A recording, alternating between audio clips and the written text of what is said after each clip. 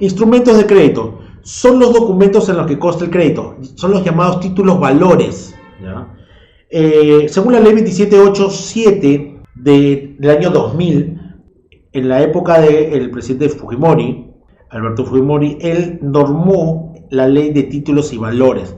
Lo que pasa es que entiendan, chicos, que se necesitaban las herramientas necesarias para hacer mover la economía, y una de esas es poner documentos de crédito bien definidos. La gente usaba algunos, pero no estaban definidos para qué era, cuáles eran sus alcances, cuáles eran sus formas. Entonces, al sacar esta ley, dice qué títulos hay en el mercado, cuál puede usarse y cuáles son sus características. Y acá vamos a ver algunos, no están todos, pero algunos de los más importantes.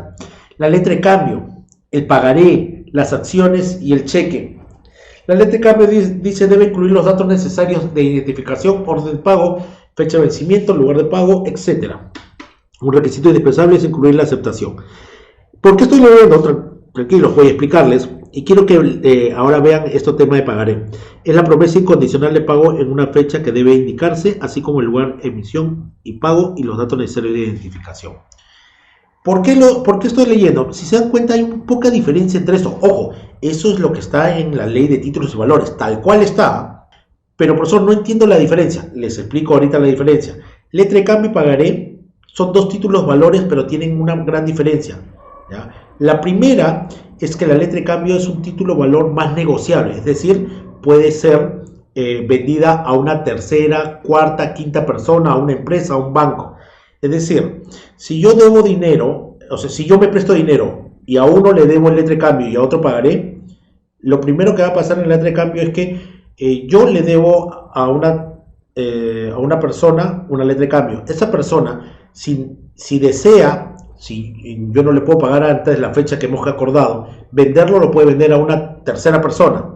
Entonces tiene que endosarla. Y esa persona puede venderla a otra persona, y a otra persona, y a una empresa, y a un banco, ¿ya? Es más comercial. En cambio, el pagaré es un título de valor de dos personas, es decir, es intransferible. Mi deuda es solamente con la persona con la cual he firmado el pagaré. Aunque esa persona quisiera venderlo o cobrar antes, no podrá hasta la fecha que hemos acordado. Es un documento intransferible, ¿ya? Entonces, esa es la primera gran diferencia. La segunda es que la letra de cambio lo llena el acreedor, y en el pagaré el que lo llena es el deudor. ¿Por qué? Porque en el pagaré el deudor está más deseoso de que le presten el dinero. En cambio, el que quiere asegurarse en la letra de cambio es el acreedor, que esté bien llenado para cualquier cosa poder venderlo o endosarlo o utilizarlo vendiéndoselo a otra institución, a otra persona. Entonces esa es la diferencia entre letra de cambio y pagaré, señores. Acciones. La acción es un título de valor que representa los derechos de propiedad. ¿Qué significa?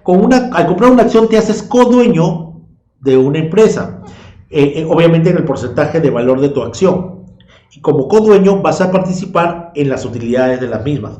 Es decir, cuando a fin de año se repartan las utilidades de lo que ha generado la empresa, ahí tú vas a ser partícipe en porcentaje de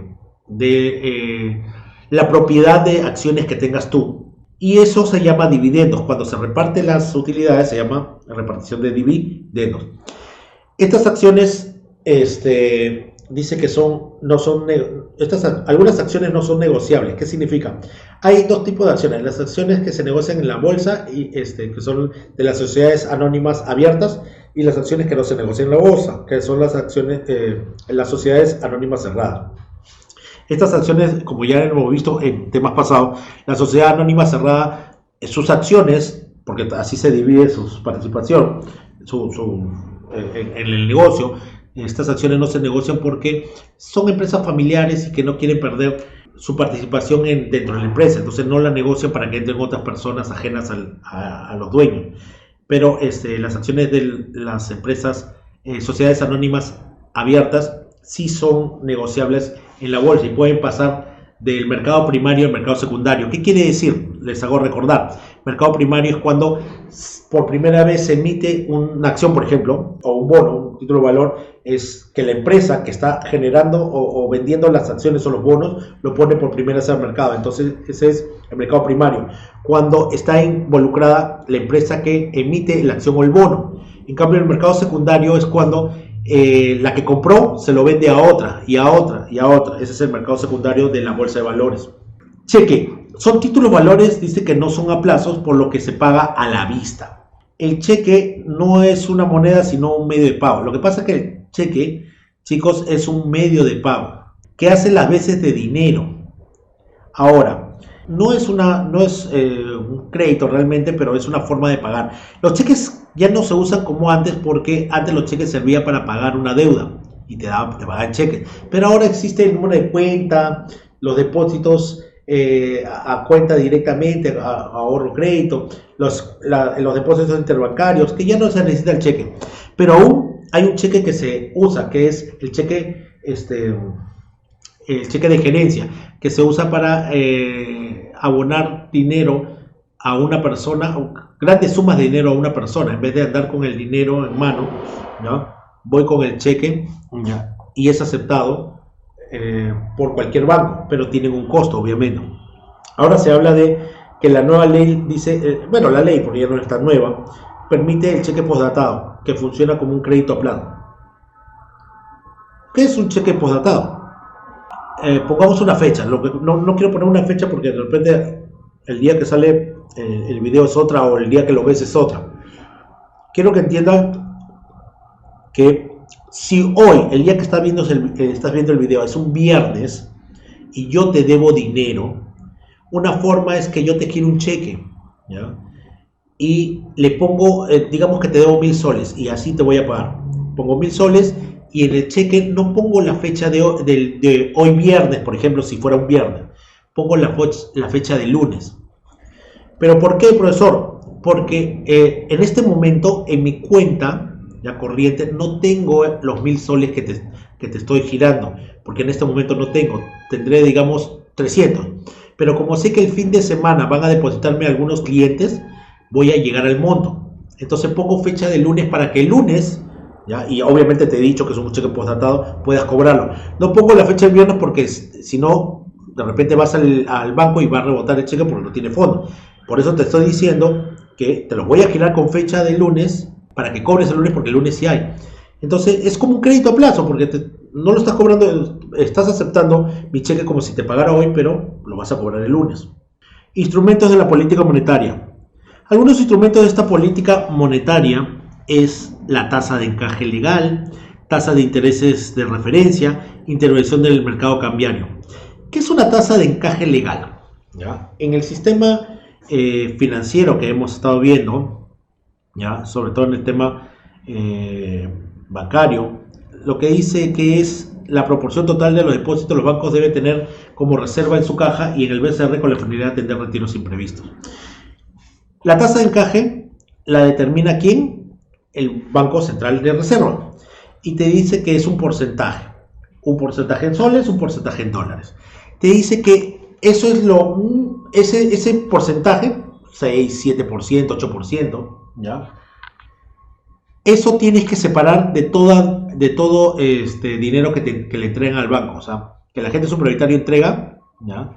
En vez de ponerlo a trabajar o prestarlo, por ejemplo, digamos que es 8%. De un depósito de 1.000.000 de 100.000 soles, el 8% tiene que ser guardado en las bóvedas del Banco Central, tiene que ser separado. ¿Para qué?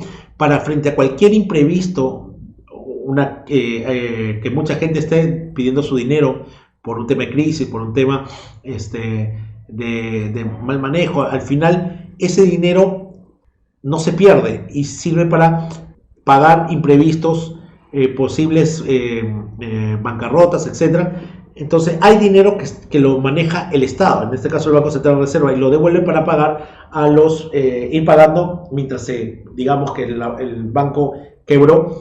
Antes de ir a vender todos los activos del banco, con ese dinero que se encuentra en las bóvedas del Banco Central de Reserva se va pagando a los ahorristas con menores montos, y así se va a ir pagando hasta que se cancele a todo. Entonces es como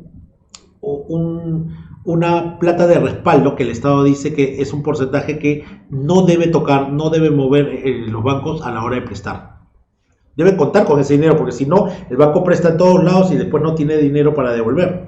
Tasa de interés de referencia. Esta tasa también la da el BCR. La fija con la finalidad de establecer una referencia para sus operaciones. Hay la tasa de referencia, la tasa de interés que debería cobrar, ¿no? Los bancos. Sirven de referencia, ¿no? A comparación del encaje legal, que sí es una obligación de separar un porcentaje del dinero que recibes, ¿ya? La tasa de interés es referente. Los bancos privados pueden hacerle caso a esta tasa o no. O sea, pero siempre te guía, según el Banco Central de Reserva, cómo está una economía y cuánto debería uno cobrar. No debería haber una gran diferencia entre la tasa que cobre los bancos y la tasa de referencia que indica, como su nombre dice, de referencia, el Banco Central de Reserva. Intervención en el mercado cambiario. La autoridad monetaria participa en el mercado de dólares para evitar aumentos o disminuciones de bruscos del tipo de cambio. Chicos, hace poco nada más ha pasado lo de la lucha, esta discusión y lucha que ha habido entre el Ejecutivo y el Legislativo, lo que ha generado una inestabilidad del tipo de cambio del dólar. ¿Cómo es la inestabilidad del tipo de cambio del dólar? El dólar aumentó.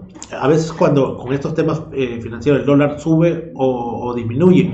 Entonces hay una intervención del Banco Central de Reserva como política monetaria que frente a estos cambios el Banco Central de Reserva tiene que salir a controlar estas subidas. Por ejemplo, cuando hubo el tema de la interpelación, el tema de confianza del gabinete por parte del Congreso, el dólar comenzó a subir.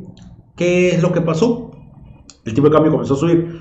¿Qué tenía que hacer el Banco Central de Reserva? Intervenir. En este caso, para evitar aumentos bruscos, ¿qué hizo? Vendió sus dólares y al haber más dólares en el mercado por ley de oferta y demanda, el precio va a bajar.